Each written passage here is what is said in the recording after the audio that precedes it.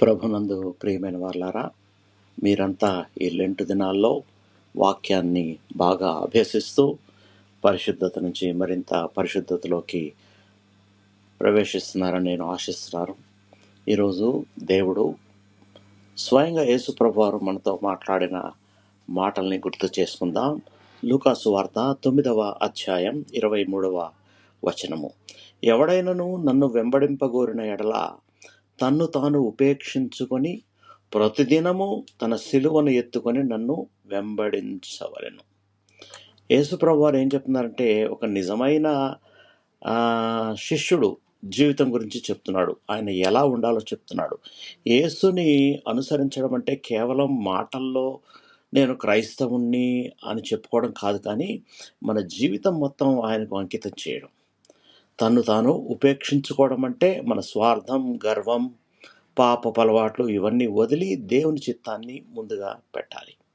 రెండవది, ప్రతిదినము తన సిలువను ఎత్తుకోవడం అంటే, సిలువ అంటే అనుదిన బాధలు, పరీక్షలు, కష్టాలు, కానీ దేవుని మీద విశ్వాసంతో వాటిని భరించి ఆయన మార్గంలో నడవడం.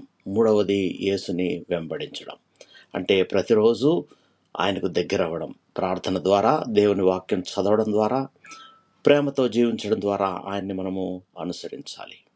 కాబట్టి ఈ లెంట్ కాలంలో మన జీవితంలో దేవుని చిత్తమే ప్రధానమని మనం మనసు మార్చుకొని యేసు మార్గంలో నడిస్తే దేవుడు మన జీవితాన్ని ఆశీర్వదిస్తాడు.